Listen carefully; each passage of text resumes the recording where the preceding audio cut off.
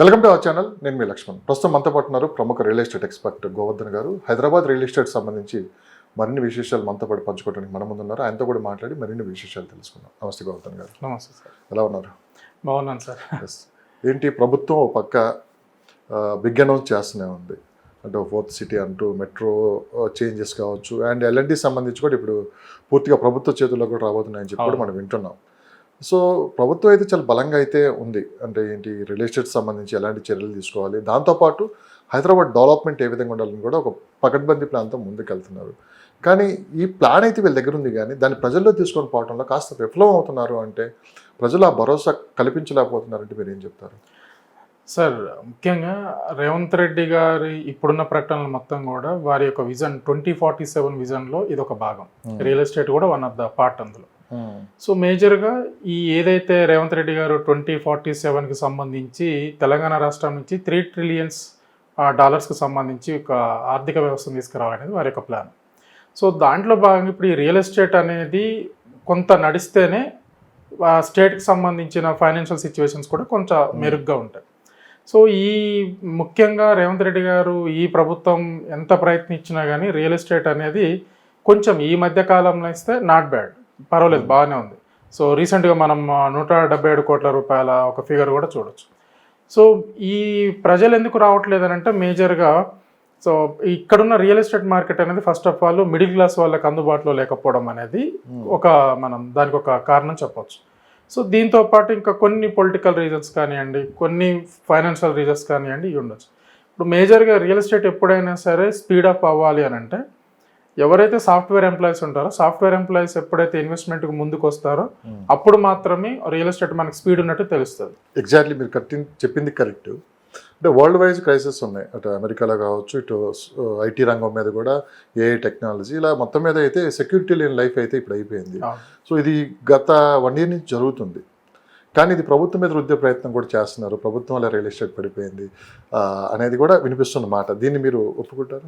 లేదు సార్, ఇది political leaders కొంతమంది చేసే ప్రచారాన్ని వాళ్ళ పొలిటికల్ పాయింట్ ఆఫ్ వ్యూలో మనం చూడాలి తప్పితే గ్రౌండ్ రియాలిటీలో మేము రియల్ ఎస్టేట్లో ఉన్న మేము యాజ్ ఏ ఎక్స్పర్ట్గా కానివ్వండి, దాన్ని అనాలిసిస్ చేసే పొజిషన్లో ఉన్న మేము పొలిటికల్కు రియల్ ఎస్టేట్కి సంబంధం లేదు. సో స్టార్టింగ్లో వాస్తవం చెప్పాలనుకుంటే రేవంత్ రెడ్డి గారు చీఫ్ మినిస్టర్గా ఈ గవర్నమెంట్ స్టార్ట్ అయిన కొత్తలో అంతకుముందుకు గత బీఆర్ఎస్ గవర్నమెంటు ఒక 10 years గవర్నమెంట్ రూలింగ్లో ఉండడం ఎవరికైనా కొంత ఎమోషనల్ బాండింగ్ అనేది ఉంటుంది. ఆ ఎమోషనల్ బాండింగ్ వల్ల కొంత రేవంత్ రెడ్డి గారిని అంత ట్రస్ట్ చేయలేదు. కానీ ఇప్పుడు ఈ సిచ్యువేషన్లో ఫైనాన్స్ ఈ రియల్ ఎస్టేట్ సెక్టార్లో ఇన్వెస్ట్మెంట్ వేరు, పొలిటికల్ సెక్టార్ వేరు అనేది చాలా వరకు గమనించగలిగారు. ఈ పొలిటికల్ లీడర్స్ వాళ్ళకు అనుకూలంగా వాళ్ళు ఈయన మీద పొలిటికల్గా కొంత నిందలు వేయడమో వాట్ అనేది జరుగుతూనే ఉంటుంది. కానీ అసలైన రియాలిటీ ఏంటంటే గ్లోబల్ క్రైసిస్ ఇంపార్టెంట్. గ్లోబల్గా మనం ఎక్కడ చూసినా కానీ జాబ్లు అనేవి ఏ క్షణాన పోతాయో అనేది వాళ్ళకు తెలియదు. సో వన్స్ ఎప్పుడైతే ఈ గ్లోబల్లో ఈ సాఫ్ట్వేర్కి సంబంధించిన జాబ్స్ ఎప్పుడైతే బూమింగ్లోకి వస్తుందో ఆటోమేటిక్గా ప్రతి ఒక్క సాఫ్ట్వేర్ ఎంప్లాయీ కానివ్వండి, ఇంకా చిన్న చితక ఎంప్లాయీస్ ఎవరైనా ఉన్నా కానీ వాళ్ళకి మేజర్ ఏంటనంటే వాళ్ళ జాబ్ సెక్యూర్ ఉన్నదని ఎప్పుడైతే ఫీల్ అవుతారో వాళ్ళు అప్పుడు ఇన్వెస్ట్మెంట్ ఎక్కువ శాతం లోన్లు పెడతారు, చిన్న చిన్న చీటీలు వేసుకోవడం ఇలాంటివి చేసి ప్రాపర్టీ మీద ఇన్వెస్ట్మెంట్ చేస్తారు. ఇక్కడ మనం ఏ పొలిటికల్ లీడర్లు మాట్లాడిన దాన్ని మన మైండ్లో పెట్టుకోకుండా ఇక్కడ జరుగుతున్న రియాలిటీ ఏంటి అని అంటే గ్లోబల్ క్రైసిస్ ఉన్నది కాబట్టి దాన్ని మనం మైండ్లో పెట్టుకోవాలి. ఈ క్రైసిస్ అనేది మాకున్న అవగాహన ప్రకారంగా మాకు తెలుస్తున్నట్టు ఇంకొక 6 months వరకు ఉంటుంది. 6 months తర్వాత బూమింగ్లోకి వచ్చే అవకాశం అయితే ఉంది.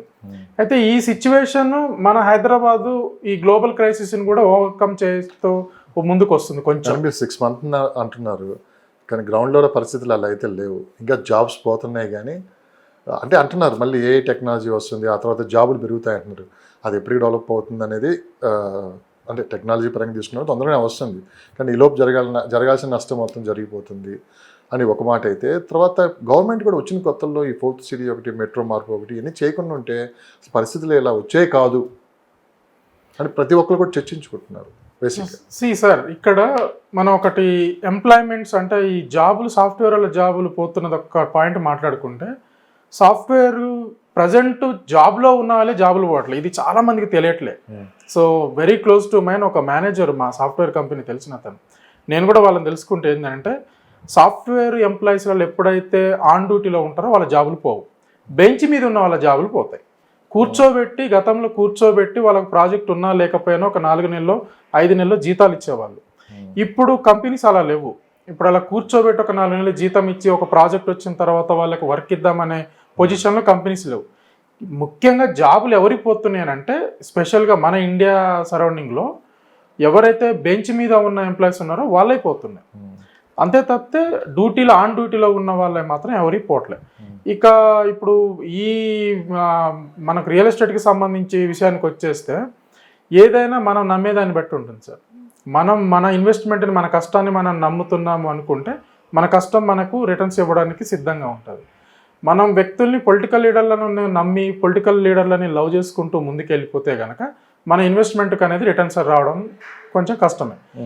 ఇక్కడ ఏదైతే ఫార్మా సిటీని రద్దు చేసి ఫ్యూచర్ సిటీ అని ఒకటి తీసుకొచ్చాడో దానివల్లనే కొంచెం ప్రాబ్లం వచ్చిందేమో అనేసి కొందరికి అనిపించవచ్చు.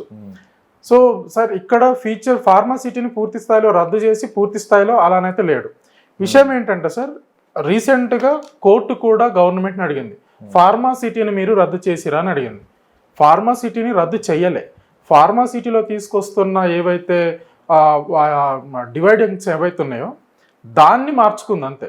ఇప్పుడు పూర్తి స్థాయిలో గత ప్రభుత్వాలు 19,333 ఎకరాల మొత్తం గ్రీన్ ఫార్మానే అన్నది. ఈ గవర్నమెంట్ వచ్చి ఏమన్నదంటే గ్రీన్ ఫార్మా మొత్తం వద్దు, దాన్ని కొంత డివైడ్ చేసుకుందాము, డిఫరెంట్ జోన్స్ వైజ్గా డివైడ్ చేసుకొని డెవలప్మెంట్ ముందుకు తీసుకెళ్దామని చెప్పేసి దీనికి ఫ్యూచర్ సిటీ డెవలప్మెంట్ అథారిటీ అని తీసుకొచ్చి ఫ్యూచర్ సిటీ అని అనౌన్స్మెంట్ చేయడం, దీనికి ఒక బోర్డు తీసుకురావడం జరిగింది. కానీ గ్రీన్ ఫార్మా అనే ఏదైతే వర్డ్ ఉందో అది ఇప్పటికీ ఉంది. సో గ్రీన్ ఫార్మా అనేది దానికి ఒక జోన్ ఉంది, 4,000 ఎకరాల చిల్లర ఆ గ్రీన్ ఫార్మాకి అలాగనే ఉంది. సో కాబట్టి మనకు జనరల్గా బయటికి తెలుస్తుంది ఏంటంటే ఫార్మా సిటీ అని ఒక పేరు లేకోకుండా ఫ్యూచర్ సిటీ అని ఒక పేరు వచ్చింది. అంతే, మార్పులు ఏం లేవు. గత ప్రభుత్వం తీసుకొచ్చిన ల్యాండే, గత ప్రభుత్వం 19,333 ఎకరాలు అన్నది. సో దాంట్లో భాగంగా 14,000 ఎకరాలు ల్యాండ్ పూలింగ్ చేశారు. ఆ 14,000 ఎకరాలనే ఇప్పుడు రేవంత్ రెడ్డి గారు జోనింగ్ సిస్టంలోకి తీసుకొచ్చుకొని ఒకటి ఎలక్ట్రానిక్ జోన్ అని, రెసిడెన్షియల్, స్పోర్ట్స్ జోన్ అని చెప్పేసి, ఎంటర్టైన్మెంట్ అని, లైఫ్ సైన్స్ హబ్స్ అని ఇలా తీసుకొచ్చేసాడు.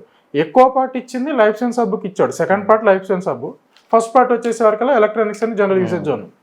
సో అంటే మొత్తం ఫార్మానే ఉంటే బాగోదు అనేది వీరి ఉద్దేశం.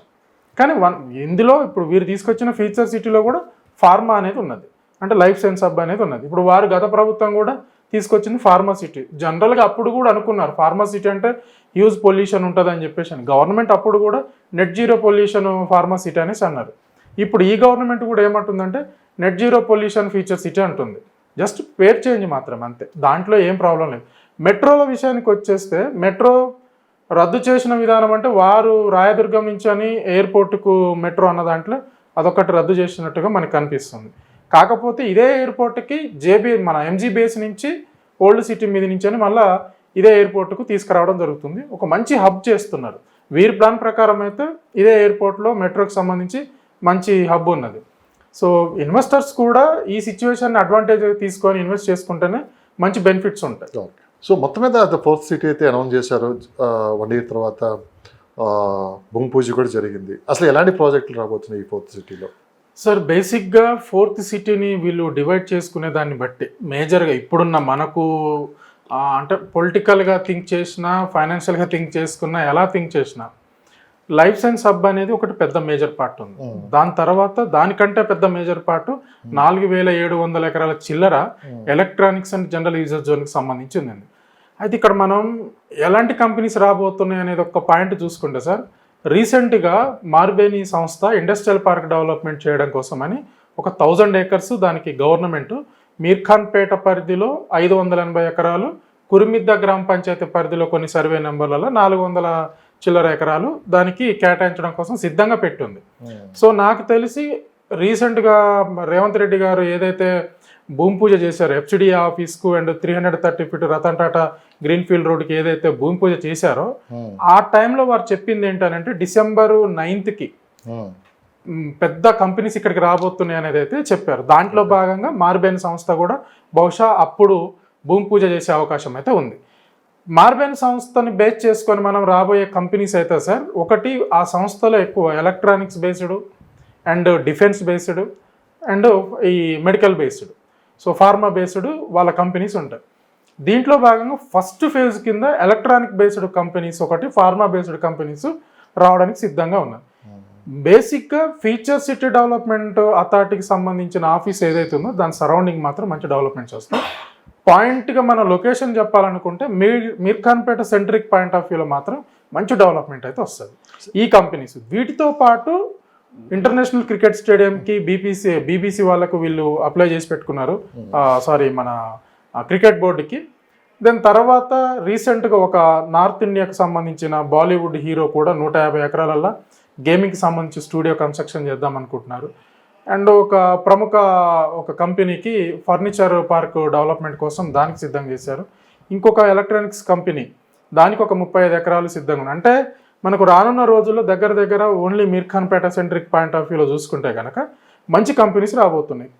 ఒక 8 కంపెనీలు లైఫ్ సైన్స్కి సంబంధించిన కంపెనీస్ కూడా మనకు లైఫ్ సైన్స్ హబ్లో పెట్టడానికి సిద్ధంగా ఉన్నాయి. అంటే ఈ వెయిటింగ్ అనేది మనం December 9th మనకి ఏం జరుగుతుంది అనేది క్లియర్గా తెలుస్తుంది.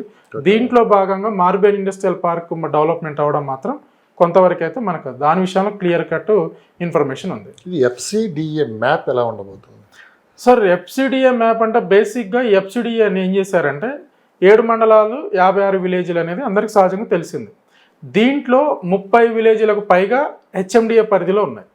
మిగతా 20 నుంచి 25 చిల్లర గ్రామాలు DTCP పరిధిలో ఉన్నాయి. ఎప్పుడైతే ఈ HMDA పరిధిలో ఉన్న గ్రామాలు 30కి చిల్లర ఉన్న గ్రామాలు ఏవైతే ఉన్నాయో వాటిని తీసుకెళ్ళి FCDAలో పెట్టారు. ఇక్కడ మేజర్ మనం చాలా క్లియర్ కట్గా అబ్జర్వ్ చేయాల్సింది ఏంటంటే ORR నుంచి RRR బిట్వీన్ అంతా కూడా ఇప్పుడు HMR తీసేసి HMDA తీసేసి HMR కింద పెట్టారు. హైదరాబాద్ మెట్రోపాలిటన్ డెవలప్మెంట్ అథారిటీ తీసేసి హైదరాబాద్ మెట్రో రీజన్ అని పెట్టారు. సో ORR నుంచి RRR బిట్వీన్ ఉన్నది మొత్తం కూడా HMR. ఈ HMRలో east side south side Srisailam highway side announcement చేసింది ఫీచర్ సిటీ. ఈ ఫీచర్ సిటీలో ఉన్న 30 విలేజ్ని తీసి HMDAకి కానీ HMRకి కానీ సంబంధం లేకుండా తీసి FCDAలో పెట్టారు. రీసెంట్గా గవర్నమెంట్ నేను కొన్ని న్యూస్లలో చూసింది, HMDA పరిధిలో గతంలో HMDA పరిధిలో ఉన్న గ్రామాలు ఏవైతే FCDA పరిధిలోకి వచ్చినాయో ఆ గ్రామాలల్లో గతంలో HMDA పరిధిలో ఉన్న రూల్స్ అండ్ రెగ్యులేషన్స్ ఏవైతే ఉన్నాయో సేమ్ అయ్యే ఇంప్లిమెంట్ అవుతాయని చెప్పేసి అని అన్నారు. ఇదొకటి.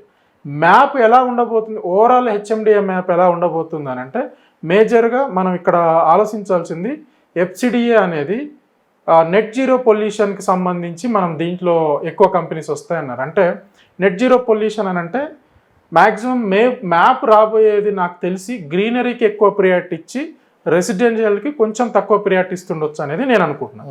రెసిడెన్షియల్కి ఎక్కడ ప్రియారిటీ ఇవ్వబోతుంది అని అంటే మేజర్గా కోర్ అర్బన్ సిటీ ఎక్కడైతే డెవలప్మెంట్ కావడానికి సిద్ధంగా ఉందో ఆ ఏరియాలో మాత్రం రెసిడెన్షియల్ ఇచ్చే అవకాశం ఉంది.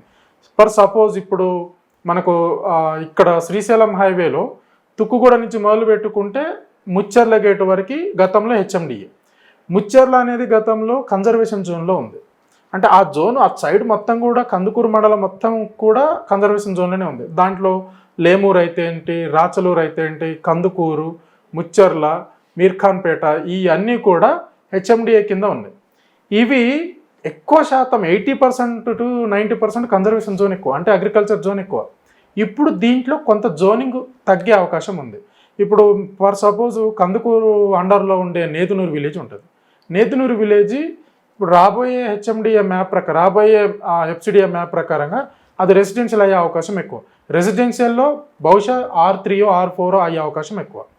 మిగతావి మాత్రం కంపల్సరీ, అంటే ఏవైతే కంపెనీస్కు దగ్గరగా జోన్కు దగ్గరగా ఉంటాయో, లైక్ ఫ్యూచర్ సిటీ జోన్స్కు దగ్గరగా ఉంటాయో వాటిని మాత్రం కొంత కన్జర్వేషన్ జోనా లేదా peri urban Zona, HMDA norms ప్రకారంగానే ఇక్కడ జోన్లు కూడా ఉంటాయని అంటున్నారు. కాబట్టి నేను peri urban zone, conservation zone అనేది మెన్షన్ చేస్తున్నాను. మళ్ళీ ఒకవేళ రేపు రోజున వీళ్ళు జోన్స్కు సంబంధించి పేర్లు మార్చుకుంటే ఏం చేయలేము మనం. సో మ్యాప్ విషయానికి వచ్చేస్తే క్లియర్ కట్గా కొంచెం రెసిడెన్షియల్ దగ్గర ఉన్న దానికి రెసిడెన్షియల్ జోను, హౌజెస్కి దగ్గరగా ఉన్నదానికి కొంచెం దూరంగా ఉన్న వాటికి మాత్రం కన్జర్వేషన్ జోన్ ఇచ్చే అవకాశం ఉంది. దట్టు ఇటు సైడు ఫారెస్ట్ జోన్ ఎక్కువ. ఫారెస్ట్ జోన్ ఉన్న ఏరియాలో కన్జర్వేషన్ జోన్ అనేది ఎక్కువ ఉంటుంది. ఫారెస్ట్ ఉన్న దగ్గర రెసిడెన్షియల్ పెట్టి హౌజెస్ కన్స్ట్రక్షన్ చేస్తే వాళ్ళకి రేపటి ఇబ్బంది అనమాట. సో మేము ఇదైతే ఎక్స్పెక్ట్ చేస్తున్నాం, కొంత ఇన్ఫర్మేషన్ కూడా ఉన్నది, చూద్దాం సార్.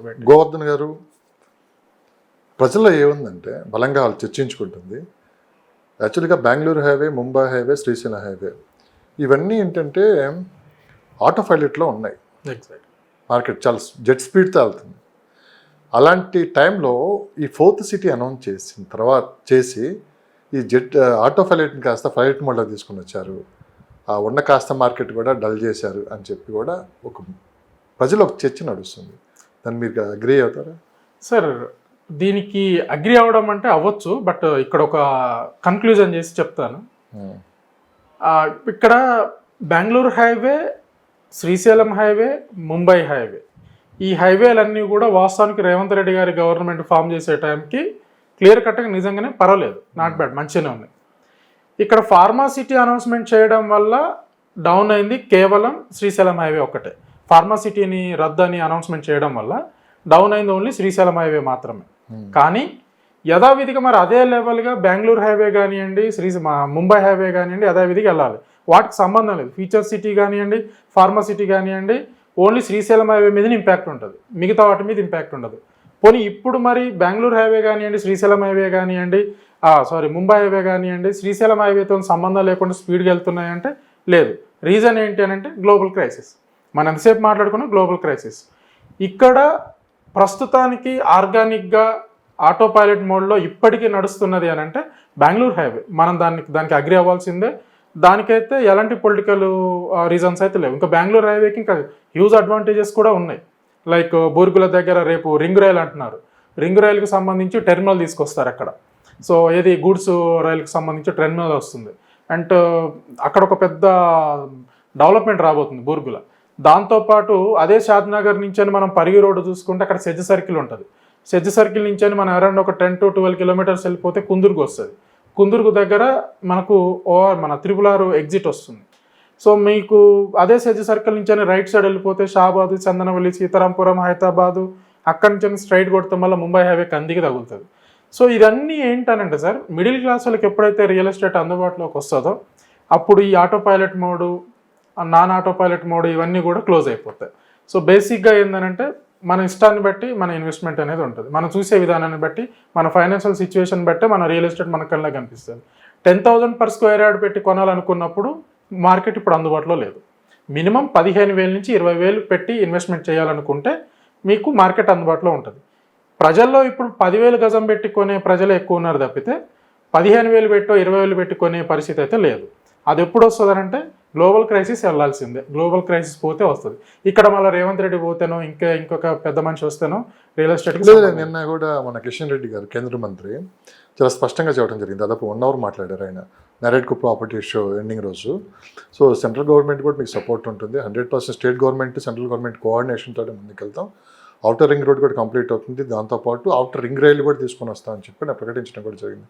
అంటే అటు కేంద్ర ప్రభుత్వం కావచ్చు, ఇటు ఇక్కడ కాంగ్రెస్ పార్టీ అధికారంలో ఉన్నా కానీ సో అభివృద్ధి విషయంలో మటుకు ఎక్కడ వాళ్ళు వెనక తగ్గట్లేదు. ఒక తెలంగాణలోనే 120,000 కిలోమీటర్లు రోడ్లు వేసి చెప్పి కూడా వాళ్ళు ప్రకటించడం జరిగింది. సారీ సార్, 130,000 కోట్లు ఖర్చు పెట్టారు. సో మొత్తం మీద వీళ్ళ ఆలోచన చూస్తే ఫ్యూచర్ బాగుంటుంది కనిపిస్తుంది. కానీ సో ఈ అనవసరమైన అపోహాలతోటి చాలామంది ఇన్వెస్ట్ చేయడానికి ముందుకు రావట్లేదు అని అంటే మీరేమంటారు సార్? ఇప్పుడు మనం రీసెంట్గా మీరే అన్నారు నరెడ్కో అని. ఒకసారి ఇప్పటికి స్టిల్ ఈ డేట్ నేను మీకు దీనికన్నా ముందు ఇంకొక ప్రశ్న, నారెడ్కో కావచ్చు అండ్ క్రెడే ప్రాపర్టీ ఎంత సక్సెస్ అయినాయి మీకు తెలుసా? సూపర్ సక్సెస్ అయినాయి సార్. ఎంత పబ్లిక్ వచ్చి ప్రాపర్టీ చూసుకున్నారు తెలుసా? సో కొన్నారో లేదో అనేది ఆ రిపోర్ట్స్ అన్ని వాళ్ళ దగ్గర ఉంటాయి. కానీ ఆ రెస్పాన్స్ చూసిన తర్వాత చాలా మంది అన్నట్లు అసలు ఎక్కడ పడిపోయింది రియల్ ఎస్టేట్ నాకు అర్థం కావట్లేదు సార్. మనము క్రెడే ప్రాపర్టీ షో ఒకటి, నరెడ్కో ఒకటి, వీటితో పాటు ప్రైవేట్ కొన్ని ఈవెంట్ ఆర్గనైజేషన్ కంపెనీస్ కూడా నేను సింపుల్గా కొంతమందిని మా టీంలో ఉండే పిల్లల్ని ఈ పెద్ద పెద్ద గేటెడ్ కమ్యూనిటీలలో ప్రాపర్టీస్ అట్లా జస్ట్ ఈవెంట్ జరుగుతుంటాయి, అక్కడ వెళ్తే కూడా హ్యూజ్ రెస్పాన్స్ ఉందన్నమాట.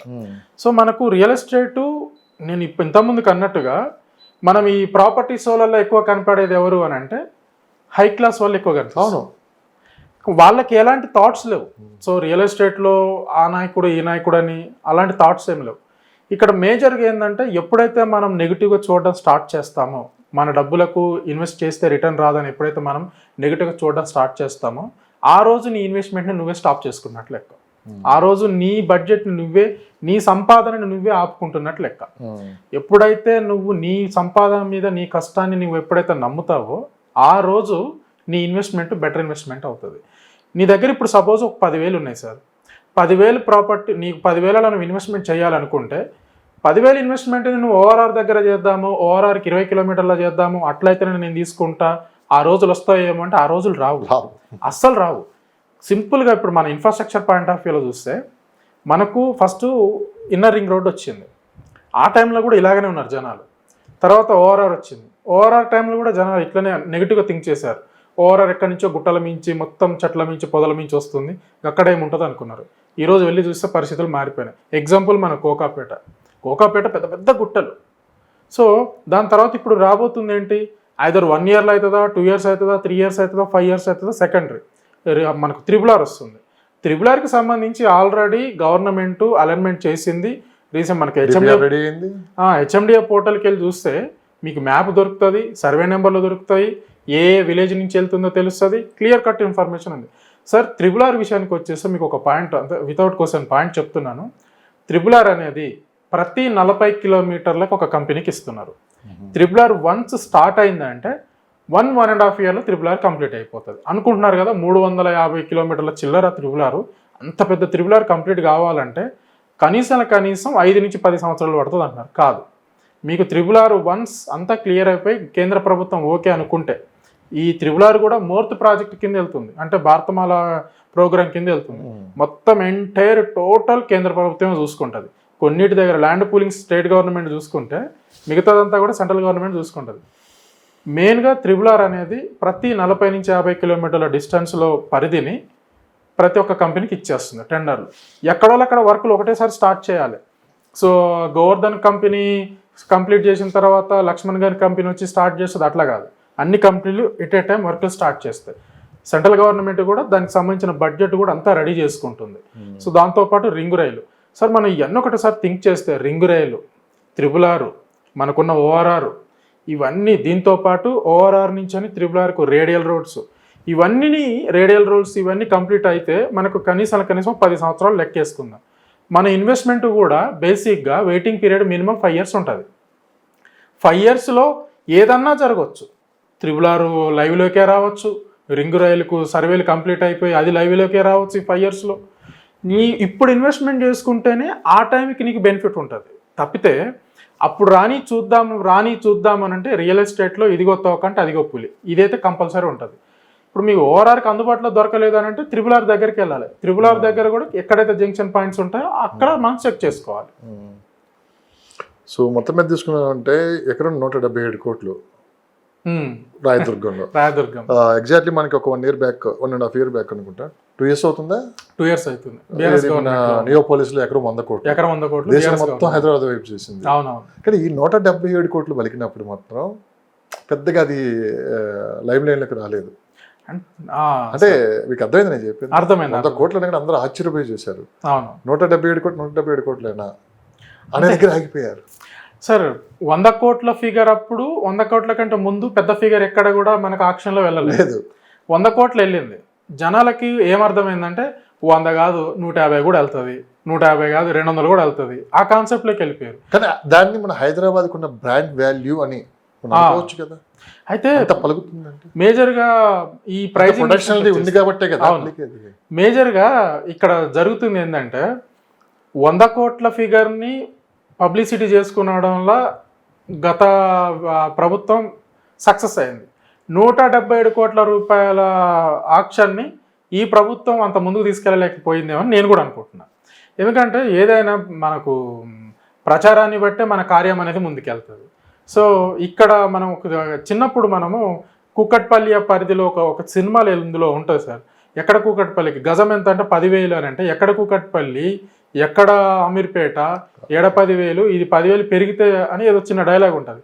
ఇలా కూకట్పల్లిలో గజం వచ్చేసి ఈ మధ్య కాలంలో 1,50,000 నుంచి 2 లక్షలు కూడా పోతుంది. సో ఇక్కడ కూడా రాయదుర్గంలో కూడా 177 కోట్లు ఇంతటితో ఆగదు సార్. చూడండి మీరు మళ్ళీ ఒక సంవత్సరం 200 కోట్లకు పోయే ప్రాపర్టీస్ కూడా మన దగ్గర అందుబాటులో ఉన్నాయి. సో ఇవాళ 177 కోట్ల రూపాయలు పెట్టి ఒక కంపెనీ ఎంఎస్ఎన్ అనే కంపెనీ రియాలిటీ కంపెనీ తీసుకుందంటే ఎంత డిమాండ్ ఉంటే వాళ్ళు 177 కోట్ల రూపాయలు గజం ఎకరం పెట్టి తీసుకోవాలి. సో మనం ఇక్కడ రియల్ ఎస్టేట్ పడిపోయిందా లేచిందా అనేది మనకు ప్రజలకు తెలవాలి. సో నెగిటివ్గా చూసేవాళ్ళు నెగిటివ్గా నిత్యం చూస్తూనే ఉంటారు. వాళ్ళ నెగిటివ్గా ప్రచారం చేస్తారు. ఎకరం వచ్చేసి 177 కోట్లు పెట్టి వాళ్ళు కొన్నారంటే రేపు అక్కడ కన్స్ట్రక్షన్ స్టార్ట్ చేసిన తర్వాత వాళ్ళు ఇచ్చే ప్రైస్ ఎంత ఉంటుంది, అమ్మే ప్రైస్? సార్ ప్రైస్ అంటే వాళ్ళకున్న కమర్షియల్ ప్రాపర్టీ. మనకున్న ఒక చిన్న ఇన్ఫర్మేషన్, ఏ కంపెనీ అయినా సరే ఈ బడ్జెట్లో మనం ఈ ప్రాపర్టీకి వెళ్తాము అనుకుంటే ఆ బడ్జెట్ మనం ఫుల్ఫిల్ చేసుకోగలుగుతామా లేదా అనేది ఫస్ట్ థింక్ చేస్తుంది. ఆ సోర్స్ మనకు ఉన్నది అనుకున్నప్పుడే ఆ బడ్జెట్కి వెళ్తుంది. ఇవాళ ఎంఎస్ఎన్ అనే రియాలిటీ కంపెనీ 177 కోట్ల రూపాయలకి వెళ్ళిందంటే తనకు సోర్స్ లేక కాదు. తను ఆ ప్రైస్ సపోజ్ 177 కోట్ల రూపాయల దానికి రిటర్న్స్ తీసుకోవాలి అనుకుంటే మీకు డెవలప్మెంట్స్ చేసి మంచి మంచి హై క్లాస్ ఎమ్యూనిటీస్ ఇచ్చేసి అది దాంట్లో ఆఫీస్ స్పేస్కి యూజ్ చేస్తారా లేకపోతే రెసిడెన్షియల్ స్పేస్కి యూజ్ చేస్తారా అనేది అది వాళ్ళ ఇష్టం. ఇప్పుడు మనకు జనరల్ తెలిసేది ఏంటంటే ఆఫీస్ స్పేస్కి సంబంధించి ఆఫీస్ స్పేస్కు అంత పెద్ద బడ్జెట్ పెట్టి తీసుకుంటున్నారు అంటే రాబోయే కంపెనీస్ కూడా అంతే ఉన్నాయని అనుకోవాలి. మన ఇక్కడ చాలా మనకి ఇది పాజిటివ్ ప్రైస్ సార్. 177 కోట్ల రూపాయలతో ఒక ప్రాజెక్ట్ మన దగ్గరకు వస్తుందంటే కొన్ని వందల కంపెనీలు ఆ ప్రాజెక్ట్ దగ్గరికి రాబోతున్నాయి. ఆ 100 కంపెనీలు వస్తున్నప్పుడు అంతే ఎంప్లాయ్మెంట్ జనరేట్ అవుతుంది. ఒక కంపెనీకి 10 మంది ఎంప్లాయ్మెంట్ జనరేట్ అయినా ఆ 10 మందిలో ఒక ఐదుగురికి ఒక శాలరీ 50,000 ఏవో శాలరీ ఉన్నది అనుకుంటే, సెక్యూర్ శాలరీ ఉన్నది అనుకుంటే 100% వాడు ఇన్వెస్ట్మెంట్ చేసి తీరుతారు వాళ్ళు. సో కాబట్టి దీన్ని మనం పాజిటివ్గానే తీసుకోవాలి కానీ పొలిటికల్ సైడ్ థింక్ చేయొద్దు. ఇంకా మంచి మంచి డెవలప్మెంట్స్ రాబోతున్నాయి, ఇంటర్నల్ ఇన్సైడ్ సిటీ కానివ్వండి, అవుట్ సైడ్ సిటీ కానివ్వండి. ఇప్పుడు నెక్స్ట్ ఏంటంటే వీళ్ళు అనౌన్స్ చేసిన దాంట్లో బందర్ నుంచి ఫ్యూచర్ సిటీ వరకు 12 లైన్స్ ఒకటి రాబోతుంది. సో దీనివల్ల మరింత దగ్గర అవ్వబోతుంది. అటు అమరావతి కావచ్చు, దాదాపు ఒక 70 కిలోమీటర్లు 80 కిలోమీటర్లు సేవ్ అవ్వబోతుంది. అండ్ మనకి ఇప్పుడు తెలంగాణలో పోర్ట్ లేదు, పోర్ట్ తీసుకొని వస్తామంటున్నారు, ఇది ఒక హబ్గా మారుస్తామంటున్నారు. అది ఎప్పటికి సాధ్యమయ్యే అవకాశం ఉంది? ఈ 12 లైన్ రావటం వల్ల ఇక అటు సైడ్ ఎలాంటి మార్పులు రాబోతున్నాయి? సార్ ఈ సహజంగా అందరూ అనుకుంటున్నారు 12 లైన్ అనేది ఇది హైప్ చేస్తున్నారని. ఏపీ తెలంగాణ రీఆర్గనైజేస్ యాక్ట్లో 2014 యాక్ట్ దాంట్లో చట్టంలో ఏదైతే వీళ్ళు తీసుకొచ్చారో దాంట్లో 3A8 అనే ఒక పారా నెంబర్లో ఉంటుంది సార్. ఇది చాలామందికి తెలియదు. అది ఆ యాక్ట్ తీసి చదివితే మనకు తెలుస్తుంది. సెంట్రల్ గవర్నమెంట్ ఇక్కడి నుంచి ఈ 2 తెలుగు రాష్ట్రాలకి ఈ రాజధాని నుంచి అని ఆ రాజధానికి ఒకటి హై స్పీడ్ కనెక్టివిటీకి సంబంధించిన ఒక రోడ్డు వేయాలనేది దాంట్లో ఉంది, ఆ చట్టంలో ఉంది, ఏపీ రీఆర్గనైజేషన్ యాక్ట్ చట్టంలో ఉంది. సో దానికి సంబంధించి గవర్నమెంటు సెంట్రల్ గవర్నమెంట్ ఏం చేసిందంటే ఇప్పుడు ఎక్కడి నుంచి మనం కనెక్షన్ తీసుకోవాలనేది వాళ్ళు ముందుకు వచ్చారు. వాళ్ళ క్లియర్ కట్ ఇన్ఫర్మేషన్ సార్. వాళ్ళు కేంద్రంలో ఉన్నది బీజేపీ అయినా స్టేట్లో ఉన్నది కాంగ్రెస్ అయినా కానీ ఇక్కడ సెంట్రల్ గవర్నమెంట్ని మెచ్చుకోవాల్సిన ఏకైక విషయం ఏంటంటే తెలంగాణ రాష్ట్రంలో తీసుకురాబోయే ఇన్ఫ్రాస్ట్రక్చర్ వైజ్ డెవలప్మెంట్ మంచి డెవలప్మెంట్ తీసుకురాబోతారు. వాళ్ళు ఎక్కడ కాంప్రమైజ్ అవ్వట్లేదు, ఒకరోజు వెనక ముందు అవుతుంది. దీంట్లో 12 లైన్ రోడ్డుని ఫస్ట్ విజయవాడ హైవే అనుకున్నారు. విజయవాడ హైవే ఆల్రెడీ ఉంది కదా, దీన్ని ఎక్స్టెండ్ చేసుకుందాము అంటే 12 లైన్గా ఏం కాకుండా దీన్ని ఎక్స్టెండ్ చేసుకొని దీన్ని అమరావతికి ఎలాగో విజయవాడ వరకు ఉంది అక్కడి నుంచి చేసుకుందామని ఒకటి చూశారు. దాని తర్వాత వేరే ఎక్కడ మన ఈ సాగర్ హైవేని కూడా ప్లాన్ చేసి చూశారు. దీనికంటే బెటర్ దెన్గా ఇంకేమైనా ప్లాన్ చేద్దామని చెప్పేసి ఇక్కడ రేవంత్ రెడ్డిని మాత్రం అప్రిషియేట్ చేయాలి. రేవంత్ రెడ్డి గారి విజన్ ప్లాన్ అనుకోవచ్చు మనం. సో రేవంత్ రెడ్డి గారు ఏంటనంటే నేను రావిర్యాల నుంచి అని ఓఆర్ఆర్ నుంచి త్రిబులార్కి ఎగ్జిట్ నెంబర్ 13 రావిర్యాల నుంచి అని త్రిబులార్ ఆమనగల్లు దగ్గర ఆకుతోటపల్లి పరిధిలో నేను త్రిబులార్కు కనెక్ట్ చేస్తున్నాను. సో దీన్ని ఫస్ట్ ఫేజ్ కింద మీర్ఖాన్పేట వరకు తీసుకొస్తున్నా, సెకండ్ ఫేజు అక్కడికి వేసుకుంటా. నేను భారత్ ఫీచర్ సిటీ అనేది ఒక డెవలప్మెంట్ చేస్తున్నాను. దానికి హైదరాబాద్ 4th సిటీ లేదా ఇంకొకటి ముచ్చర్ల 4th సిటీ ఇది కాదు, భారత్ ఫీచర్ సిటీ కింద పెట్టుకుంటాను. ఇక్కడి నుంచి మీరు 4 లైన్ వేసుకుంటే నాకు ఆల్రెడీ నేను ల్యాండ్ గత ప్రభుత్వం నా దగ్గర ల్యాండ్ ఉంది. సో దీంతో పాటు ఇంకా కొంత నేను ల్యాండ్ ఇవ్వడానికి సిద్ధంగా ఉన్నాను. ఇక్కడి నుంచి మీరు వేసుకోండి అని చెప్పేసి ప్రపోజల్ తీసుకెళ్లడం. దీనికి సంబంధించి 2 స్టేట్ గవర్నమెంట్లు అక్కడ ఆంధ్రప్రదేశ్ కానివ్వండి తెలంగాణ గవర్నమెంట్కి సంబంధించి అఫీషియల్స్ కూర్చొని డిస్కస్ చేయడం, దీన్ని మళ్ళీ తీసుకెళ్ళి సెంట్రల్ గవర్నమెంట్తో డిస్కస్ చేయడం, సెంట్రల్ గవర్నమెంట్ నితిన్ గడ్కరీ గారి దగ్గరికి ప్రత్యేకంగా రేవంత్ రెడ్డి గారు వెళ్ళి మెట్రోకి సంబంధించి, త్రిబుల్ ఆర్కి సంబంధించి, అండ్ ఈ 300 ఫీట్ రోడ్డుకి సంబంధించి, అండ్ 12 లైన్ రోడ్డు, వీటన్నిటి గురించి డిస్కషన్ చేసి 12 లైన్ రోడ్డును కూడా ఓకే చేయించుకున్న వ్యక్తి అనమాట. ఈ 12 లైన్ రోడ్డు ఫ్యూచర్ సిటీలో మీర్ఖాన్పేట దగ్గర నుంచి స్టార్ట్ అవుతుంది. మీర్ఖాన్పేటలో కొంతమందికి ఐడియా ఉందో లేదో, మనకు మన యంగ్ ఇండియా స్కిల్ యూనివర్సిటీ అని ఉంటుంది. యంగ్ ఇండియా స్కిల్ యూనివర్సిటీకి ఎగ్జాక్ట్లీగా ఆపోజిట్లో స్టోన్ క్రషర్ కంపెనీస్ ఉంటాయి. అక్కడ కొంచెం ముందు, అంటే ఇప్పుడు గత ప్రభుత్వం వేసిన 200 ఫీట్ రోడ్ ఏదైతే ఉందో దానికి ఒక 1/2 కిలోమీటర్ లోపలికి అక్కడి నుంచి ఒక పెద్ద రింగ్ వేసి అక్కడి నుంచి తీసుకెళ్తారు. యాచారం అంటే ఎగ్జాంపుల్ 1-2 విలేజ్లు చెప్పాలనుకుంటే, అంటే మన దగ్గర ఉన్న ఒక లీస్ట్, యాజ్ పర్ లీస్ట్ చెప్తున్నాం. మీర్ఖాన్పేట, ఇటు వస్తే నజ్దిక్ సింగారం, నందివనపర్తి, మొగుళ్ళవంపు, యాచారం, కొంత మేడిపల్లి, నక్కర్త, మల్కీజ్గూడ, ఈ విలేజ్లకు సంబంధించి కొంతమంది అనుకుంటారు అక్కడ ఏడో విలేజ్ ఉంటే ఇక్కడ ఎట్లా కలుస్తుంది అంటే, విలేజ్ ఎక్కడో ఉంటుంది. ఆ విలేజ్ బౌండరీ అంటే మనం తెలుగులో క్లియర్గా చెప్పాలంటే పొలిమేర అంటాం. ఆ పొలిమేర ఎంతవరకు ఉంటుందో దాన్ని కూడా దీని కిందనే కౌంట్ చేస్తాడు. జస్ట్ అంగుళం భూమి ఆ గ్రామ పంచాయతీ పరిధిలో వెళ్ళిపోతుందంటే ఆ గ్రామ పంచాయతీ పేరు చెప్పాల్సిందే. సో ఇలా సాగర్ హైవేలో యాచారం దగ్గర టచ్ చేసుకుంటూ అక్కడి నుంచి అని చండూరు, ఇట్లా జాన్పాడు, అక్కడి నుంచి అని అవతల కృష్ణానది దగ్గర, అంటే కృష్ణా కెనాల్ వెళ్ళే దగ్గర అడవిదేవులపల్లి అని, అలా అమరావతి నుంచి అని బందర్ ఎయిర్పోర్ట్కి వేస్తున్నాం. ఇది సార్ 666, ఇటు వచ్చేస్తే 300 ఫీట్ గ్రీన్ఫీల్డ్ రోడ్డు, ఇవి ఫస్ట్ అయితే జరుగుతాయి. వాటి తర్వాత ఈ 12 లైన్ రోడ్డు ముందుకు వచ్చే అవకాశం ఉండదు. ఏదన్నా ఇఫ్ ఇన్ కేస్ ఇంకా ముందుకు ఒక స్టెప్ ముందుకేస్తే బహుశా 12 లైన్ రోడ్డు కూడా కొంచెం ముందుకు రావచ్చు. అంటే మీరు ఒకసారి ఇన్వెస్టర్స్ వెయిట్ చేయొద్దు సార్. ఈ సిచ్యువేషన్ మంచి సిచ్యువేషన్ ఇది. మీకు 666 ఫీచర్ సిటీ సైడ్ జనరల్గా మాట్లాడుకుంటే మనం బేసిక్గా ఇప్పుడున్న ఎంటైర్ హైదరాబాద్లో ఒక ట్రెండింగ్ న్యూస్ ఏంటంటే ఫీచర్ సిటీ. అదే ఫీచర్ సిటీలో ఇన్ఫ్రాస్ట్రక్చర్ పాయింట్ ఆఫ్ వ్యూలో చూసుకుంటే 666 అడ్వాంటేజ్, 12 లైన్ అడ్వాంటేజ్, గత ప్రభుత్వం వేసిన 200 ఫీట్ రోడ్డు, ఇప్పుడు ఈ ప్రభుత్వం తీసుకురాబోతున్న 330 ఫీట్ గ్రీన్ఫీల్డ్ రోడ్డు, అక్కడ రాబోతున్న కంపెనీస్, ఆల్రెడీ అక్కడ FCD ఆఫీస్ ఉండడం, సింగరేణి వాళ్ళకు ఒక 10 ఏకర్స్లో వాళ్ళ ఆఫీస్ కన్స్ట్రక్షన్ కోసం ఇస్తుండడం, ఇవన్నీ చూస్తే రానున్న ఒక 5 సంవత్సరాలల్లా మంచి డెవలప్మెంట్ వస్తుంది. అవి ఏమంటారు, ఫౌండేషన్ స్టోన్ రాకముందుకే మనం ఇన్వెస్ట్మెంట్ చేసుకుంటే పబ్లిక్ ఇంటెన్షన్ మొత్తం కూడా దాని మీదకి వెళ్తుంది. మనం ముందు ఇన్వెస్ట్ చేసి ఉన్నాం చేయబట్టి మనకు భవిష్యత్తులో అడ్వాంటేజ్ ఉంటుంది. అప్పుడు మనం పెడదాం అనుకుంటే ఇప్పుడు నువ్వు 10,000 పెట్టుకొని కాస్త అప్పుడు 20,000 అవుతుంది, అది కూడా కొనలేవు. అప్పుడు 666 కాదు కదా, 666 అవతలకి కూడా వెళ్ళిపోవాల్సి వస్తుంది సిచ్యువేషన్. సో రియల్ ఎస్టేట్లో ఇన్వెస్ట్మెంట్ చేసుకోవాలనుకుంటే వాళ్ళు ఇప్పుడు చేసుకోవడం మంచి టైం అనమాట. ఎస్. 4th సిటీ చుట్టుపక్కల అగ్రికల్చర్ ల్యాండ్స్ ఎక్కువగా ఉంటున్నారు. ఎంతవరకు సేఫ్టీ అది సార్? ఇక్కడ మంచి క్వశ్చన్ సార్ ఇది. 4th సిటీ విషయానికి వచ్చేస్తే ఫస్ట్ గత గవర్నమెంటు 14 మొత్తం 19,333 ఎకరాలలో ఫార్మసీట్ అనుకొని 14,000 ఎకరాల వరకు ల్యాండ్ పూలింగ్ చేసుకుంది. ఇప్పుడు ఈ గవర్నమెంట్ ఏమంటుందంటే ఫీచర్ సిటీ అని తీసుకొచ్చి ఫీచర్ సిటీ 30,000 ఎకరాలలో ఫీచర్ సిటీని నేను డెవలప్మెంట్ చేస్తానది. అంటే రిమైనింగ్కు 16,000 ఎకరాలు ల్యాండ్ పూలింగ్ చేయాలి. సో చాలామంది ఏం చేస్తున్నారంటే నన్ను పర్సనల్గా కాంటాక్ట్ అయిన వాళ్ళు కూడా, సో మాకు వెరీ క్లోజ్ టు ఏదైతే మీరు చూపించారు, నేను గతంలో మన స్టూడియోలోనే మ్యాప్ ఎక్స్ప్లెయిన్ చేశాను. So very close to map మీరు చెప్పిన దాని ప్రకారంగా మాకు ల్యాండ్ కావాలి, పలాని మేడిపల్లి దగ్గర కావాలి, పలాని మీర్ఖాన్పేట, పలాని కురిమిద్ద, ఈ 5 విలేజీల దగ్గర వెరీ క్లోజ్ అని అడుగుతున్నారు. సార్ ఒకటి ఇక్కడ మేజరు, గవర్నమెంట్ ల్యాండ్ పూలింగ్ చేస్తే మీ ల్యాండ్ పోతుంది, 100% పోతుంది. మీరు అసలు అవాయిడ్ చేయాల్సిన ప్రాంతం ఏంటంటే ఫీచర్ సిటీ సరౌండింగ్ని మీరు అది వదిలేసేయాలి. అగ్రికల్చర్ ల్యాండ్ తీసుకోవాలనుకుంటే టువర్డ్స్ ఆమనగల్, శ్రీశైలం హైవేలో టువర్డ్స్ ఆమనగల్ అనుకుందాం. మీరు రైట్ సైడ్ ప్లాన్ చేసుకోండి, బెనిఫిట్ ఉంటుంది. లెఫ్ట్ సైడ్కి ఇచ్చారనుకోండి అగ్రికల్చర్ ల్యాండ్, ఇప్పుడు ఉన్నదే కన్జర్వేషన్ జోన్. గవర్నమెంట్ కూడా యాజ్ పర్ కన్జర్వేషన్ జోన్ ఏదైతే గత 2030 మాస్టర్ ప్లాన్ ప్రకారంగా కన్జర్వేషన్ జోన్ ఉందో సేమ్ అదే జోన్ కంటిన్యూ అవుతుంది అని చెప్తున్నది.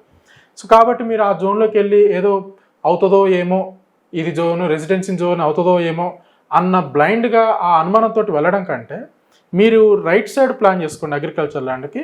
రేపు రెసిడెన్షియల్ జోన్ కిందకి వచ్చింది అనుకోండి మీరు సేఫ్. ఇంకొకటి ఇక్కడ లైఫ్ సైన్స్ హబ్ ఉంటుంది సార్. లైఫ్ సైన్స్ హబ్కి సంబంధించి మేడిపల్లి దగ్గర ఉంటుంది, 4,000 ఎకరాల చిల్లర. మేడిపల్లి చుట్టుపక్కల చిన్న చితక ఒక 2-3 వెంచర్స్ కూడా ఉన్నాయి. సో నేను వాంటెడ్గా చెప్తున్నాను, ఎందుకంటే ఇన్వెస్టర్ డబ్బు అంత సామాన్యమైనది కాదు సార్. చెమటోడ్చి కష్టపడుతూనే వచ్చే డబ్బు అది.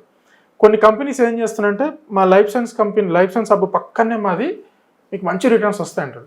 దయచేసి తీసుకోకండి. ఎందుకు అని అంటే లైఫ్ సైన్స్ కంపెనీకి సంబంధించి లైఫ్ సైన్స్ హబ్కి సంబంధించి గత ప్రభుత్వమే ఈ ఫార్మాకి సంబంధించి 5 కిలోమీటర్ల పరిధిని బఫర్ జోన్ కింద పెట్టింది. రేపు అదే మేడిపల్లి దగ్గర అదే లైఫ్ సైన్స్ హబ్ దగ్గర మీకు అట్లీస్ట్ ఒక 3 కిలోమీటర్లో 4 కిలోమీటర్లో కనుక బఫర్ జోన్ పెడుతుంది 100% బఫర్ జోన్ పెడుతుంది. అది రూల్, అది గవర్నమెంట్ రూల్, అది పెట్టాల్సిందే అది. సో బఫర్ జోన్ ఇంకోటి ఏంటంటే నేషనల్ గ్రీన్ ట్రిబ్యునల్ వాళ్ళు కూడా ఊరుకోరు, ఎన్జిటి కూడా ఊరుకోరు బఫర్ జోన్ పెట్టకపోతే. ఆ బఫర్ జోన్లో వెళ్ళి మీరు ఇలా ప్రాజెక్ట్ తీసుకున్నారు, పర్మిషన్ ఉంది కాదనట్లే, జోనింగ్ రేపు వేస్తాడు, రేపు బఫర్ జోన్ వేసాడు అనుకోండి, అప్పుడు మీ పరిస్థితి ఏంది? మీ ఒక్క ప్రాజెక్ట్ మీరు తీసుకున్న ఒక వెంచర్ మాత్రమే డెవలప్ అయి ఉంటుంది, చుట్టుపక్కల ఎలాంటి డెవలప్మెంట్స్ రావు, ఎలాంటి కన్స్ట్రక్షన్ రాదు. కాబట్టి ఈ మేజర్గా మేడిపల్లి చుట్టుపక్కల ల్యాండ్లు తీసుకోవాలనుకునే వాళ్ళు, ఫ్యూచర్ సిటీని బేస్ చేసుకొని ల్యాండ్లు తీసుకోవాలనుకునే వాళ్ళు దయచేసి అవాయిడ్ చేయడం మంచిది. ఇప్పుడు అంత తొందరపడి ఇన్సైడ్ ఫ్యూచర్ సిటీ అని అగ్రికల్చర్ ల్యాండ్స్కి వెళ్ళొద్దు. ఏవైతే వెంచర్స్ ఉంటాయో వెంచర్స్ ల్యాండ్ పూలింగ్లో పోవు. కస్టమర్స్కి కొందరికి చూసే వ్యూవర్స్కి మరి వెంచర్ ఉంటుంది కదా, వెంచర్ కూడా ల్యాండ్ పూలింగ్లో పోతుంది కదా అంటే పోతుంది. ఎప్పుడు పోతుంది అని అంటే గవర్నమెంట్ ఇన్ఫ్రాస్ట్రక్చర్ పాయింట్ ఆఫ్ వ్యూలో ఏదైతే ఒక ఇన్నోవేషన్ థాట్ తీసుకొస్తుందో అప్పుడు పోతుంది. Suppose 330 feet green field road ఉంది, ఆ రావిర్యాల నుంచి అని మీర్ఖాన్పేట కేసే దగ్గర ఒక కంపెనీ, పెద్ద కంపెనీ, పాపం ఆ కంపెనీ పెద్ద ప్రాజెక్టు 40% వెళ్ళిపోయింది అందులో నుంచి, రోడ్డు వచ్చింది అందులో నుంచి, ఇవ్వాల్సిందే చేయాల్సిందే. కానీ అలా అని చెప్పేసి అని ఏదన్నా వేరే ఇంకా ల్యాండ్ పూలింగ్ 16,000 ఎకరాలు ఇంకా ల్యాండ్ పూలింగ్ చేసేది ఉంది కదా, అప్పుడు ఆ ల్యాండ్ పూలింగ్లో వెంచర్ పోతుంది ఏమంటే వెంచర్ పోదు. వెంచర్లని గవర్నమెంట్ ఏమనదు. అగ్రికల్చర్ ల్యాండ్ ఏదున్నా దాన్ని తీసుకునే ప్రయత్నం చేస్తుంది. సెకండ్ వన్ వచ్చేసి జీపీ ల్యాండ్లు ఉంటాయి, జీపీ వెంచర్స్ ఉంటాయి, వాటిని కూడా తీసేసుకుంటుంది. ఎందుకంటే గవర్నమెంట్ పర్మిషన్స్ లేవు వాటికి. గవర్నమెంట్ పర్మిషన్ లేనప్పుడు నేను అగ్రికల్చర్ ల్యాండ్ కింద కన్సిడర్ చేస్తా, దానికి యాజ్ పర్ అగ్రికల్చర్ ల్యాండ్కి యాజ్ పర్ కోర్ట్ ఏదైతే ఇవ్వమని చెప్పిందో అట్నే ఇస్తా. వెంచర్ అనుకోండి, వెంచర్ నేను రోడ్ వేస్తాను, ఇది పబ్లిక్ ఉపయోగపడేది కాబట్టి నేను కంపల్సరీ దానికి ల్యాండ్ పూలింగ్లోకి వెళ్తుంది. సో ఫైనల్గా ఎలాంటి ప్రాపర్టీస్కి మంచి డిమాండ్ ఉంది ప్రస్తుత పరిస్థితుల్లో? And open plots, villas and apartments, హైరేజ్ buildings, ఈ విధంగా ఇండివిజువల్ హౌసెస్ ఇట్లా తీసుకున్నామంటే దేనికి ఎక్కువ డిమాండ్ సార్? ఇక్కడ మైండ్ సెట్ ఎలా ఉంది? పబ్లిక్ మైండ్ సెట్ ఏంటంటే సార్, ఈరోజు ఇన్వెస్ట్మెంట్ చేస్తే రేపు రిటర్న్స్ రావాలనే కాన్సెప్ట్లో ఆలోచిస్తుంది. అది ఇప్పటికీ నడుస్తుంది. దయచేసి అది మైండ్లో పెట్టుకోవద్దు. ఇన్వెస్ట్మెంట్ పెడుతున్నాము రియల్ ఎస్టేట్లో అంటే నీకు వెయిటింగ్ పీరియడ్ 5 సంవత్సరాలు వెయిట్ చేసి తీరాల్సిందే. నువ్వు 5 సంవత్సరాలు నువ్వు వెయిట్ చేస్తా అనుకుంటేనే నీకు అనుకున్న రిటర్న్స్ అనేవి వస్తాయి.